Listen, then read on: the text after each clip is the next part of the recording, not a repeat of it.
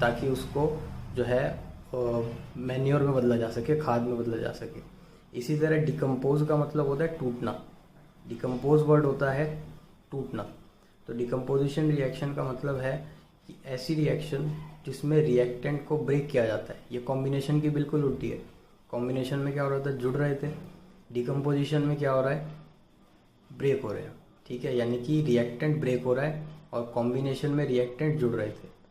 तो decomposition reaction क्या हुई, जिसमें एक रिएक्टेंट को स्प्लिट किया जाता है, तोड़ा जाता है इनटू प्रोडक्ट्स। प्रोडक्ट एक भी हो सकता है, एक से ज़्यादा भी हो सकता है, उसे हम कहते हैं डिकम्पोजिशन रिएक्शन।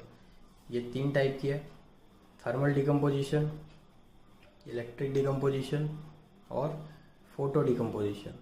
ठीक है, तीनों को एक एक करके पढ़ेंगे। तो डिकम्पोजिशन रिएक्शन क्या हो गई, chemical reaction in which A reactant splits up into 2 or more products। 2 या 2 से ज़्यादा प्रोडक्ट में टूटे, उसे कहते हैं डिकम्पोजिशन रिएक्शन। ठीक है, तो ये डिकम्पोजिशन रिएक्शन की डेफिनेशन हो गई। अब इसके 3 टाइप्स की हम स्टार्टिंग करते हैं।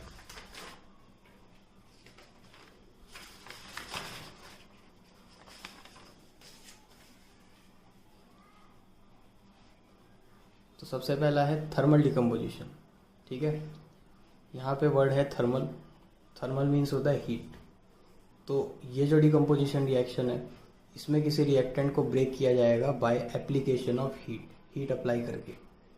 तो ये है chemical reaction in which reactant is break by the application of heat. Heat यानी उसे गर्म करके ब्रेक किया जाएगा, उसे कहते हैं हम thermal decomposition.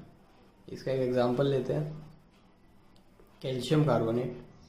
Calcium carbonate, limestone जिसे कहते हैं, इसको जब हम हीट करेंगे तो हीट करने पर ये क्या करेगा, ये प्रोड्यूस करेगा कैल्शियम ऑक्साइड जो है क्विक लाइम, और CO2 गैस यहाँ से निकल जाएगी। यानी कि हीट किया, हीट करने पर ये होता है वाइट कलर का, ये है वाइट कलर का। जैसे ही हम इसे हीट करेंगे ये बनेगा कैल्शियम ऑक्साइड, जो थोड़ा हल्का होगा, यानी थोड़ा कलरलेस फॉर्म में होगा, ये प्रोड्यूस होगा, और कार्बन डाइऑक्साइड गैस जो है वो इवॉल्व हो जाएगी। तो यहाँ क्या हुआ, हमने हीट की, इसको गर्म किया, यानी कि गर्म करके इसे स्प्लिट किया 2 नए प्रोडक्ट में। तो ये हो गई थर्मल डिकम्पोजिशन।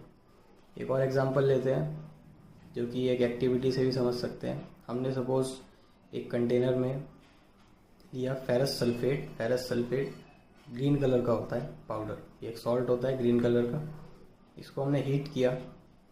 हीट करने पर हम देखेंगे कि जो ग्रीन कलर था, ये ग्रीन कलर चेंज हो जाएगा रेड ब्राउन कलर में। ठीक है, रेड ब्राउन कलर में जो है वो चेंज हो जाएगा, जो कि है फेरस ऑक्साइड Fe2O3। ठीक है, इसके अलावा जैसे ही ये ब्रेक होगा, जैसे ही ये ग्रीन से रेड में कन्वर्ट होगा, एक स्मेल प्रोड्यूस होगी जो कि रोटन एग जैसी स्मेल होगी। रोटन एग यानी सड़े हुए अंडे जैसी स्मेल। सड़े हुए अंडे जैसी स्मेल कब आती है, जब सल्फर गैस निकलती है। ठीक है, तो इस गैस के इवॉल्व होने से या उस स्मेल के प्रोड्यूस होने से पता चल गया कि कौन सी गैस निकली, sulphur gas, sulphur dioxide and sulphur trioxide. जहाँ भी सल्फर होगा वहाँ पे ऐसी स्मेल आएगी। तो इस गैस के इवॉल्व होने से पता चला केमिकल रिएक्शन हुई है। पहली चीज़ ये। दूसरा, कलर चेंज हुआ। कलर चेंज होने से भी क्या पता चला कि केमिकल रिएक्शन हुई है। और हमने यहाँ दी थी हीट। हीट देने से जो फेरस सल्फेट था, ये फेरस सल्फेट स्प्लिट हो गया Fe2O3, SO2 और SO3 में। तो ये हो गई क्या, थर्मल डिकम्पोजिशन। इसी तरह से एक और एग्जांपल दे रखा है लेड नाइट्रेट का। लेड नाइट्रेट कलरलेस होता है, इसका कोई कलर नहीं होता। इसको जब हम हीट करेंगे, हीट करने पर ये कलरलेस से चेंज हो जाएगा येलो कलर में। ठीक है, फिर से वही कलर चेंज हुआ। मैंने बताया था 5 तरीके हैं कि केमिकल रिएक्शन पता करने के। क्या हुआ, यहाँ पे कलर चेंज हुआ। ठीक है, तो यह कंफर्म हो गया कि केमिकल रिएक्शन हुई है। दूसरी चीज़, यहाँ पर प्रोड्यूस होगी नाइट्रोजन डाइऑक्साइड NO2 और ऑक्सीजन गैस। ये जो नाइट्रोजन डाइऑक्साइड है ये होती है रेड ब्राउन कलर की। तो इसके फ्यूम्स निकलेंगे, फ्यूम्स यानी धुआं निकलेगा रेडिश ब्राउन कलर का, जो कि कंफर्म करेगा कौन सी गैस है, NO2। ये जितने भी कन्फर्मेशंस हैं, चाहे स्मेल हो, चाहे कलर हो, फ्यूम्स हो, गैस हो, ये सब कंफर्म करते हैं केमिकल रिएक्शन को। और हर एक स्पेसिफिक कंफर्मेशन जो है वो पता चलता है स्पेसिफिक चीज़ से। जैसे कि यहाँ रेडिश ब्राउन फ्यूम निकल रही है, तो रेडिश ब्राउन फ्यूम कंफर्म करेगी NO2 को। अगर सड़े हुए अंडे जैसी स्मेल है तो वो कंफर्म करेगी क्या है, सल्फर डाइऑक्साइड एंड ट्राइऑक्साइड। अगर पॉप साउंड के साथ बबल्स ब्लास्ट होते हैं तो मैंने बताया था वो कौन सी गैस है, हाइड्रोजन गैस। ठीक है, तो ये कंफर्म करते हैं हमें कि केमिकल रिएक्शन हुई है और ये प्रोडक्ट वहाँ से निकला है। तो यहाँ पर हमने एक चीज़ ऑब्जर्व करी, कॉम्बिनेशन रिएक्शन में तो हीट निकल रही थी, लेकिन यहाँ पे हम हीट दे रहे हैं। ठीक है, हीट देने का मेन रीज़न क्या होता है कि इनके बीच में जो केमिकल बॉन्ड्स हैं उनको एनर्जी दी जाती है। एनर्जी देने से वो होते हैं एक्साइटेड, और एक्साइटेड जब होंगे तो वो अपने बॉन्ड्स को तोड़ देंगे। ठीक है, बॉन्ड्स तोड़ने की वजह से क्या होगा, ये ब्रेक हो जाएंगे और चाहेंगे कि नए प्रोडक्ट्स बनाएं। ठीक है, अपने आप को स्टेबल करने के लिए ये इधर उधर भागेंगे, जिससे कि ये नए प्रोडक्ट्स बना लेंगे।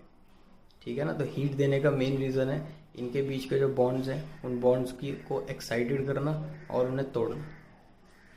तो जिन केमिकल रिएक्शंस में हीट दी जाती है उन रिएक्शंस को हम कहते हैं एंडोथर्मिक रिएक्शंस। Endothermic reactions. ठीक है, तो ये सब एग्जांपल्स हैं एंडोथर्मिक रिएक्शन के। एक और एग्जांपल हो सकता है, ये आप लोगों को सोचना है कि फोटोसिंथेसिस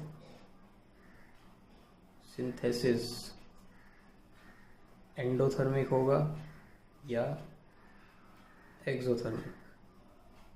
ये आंसर आप लोगों को बताना है कि फोटोसिंथेसिस एंडोथर्मिक है या एक्सोथर्मिक। ठीक है।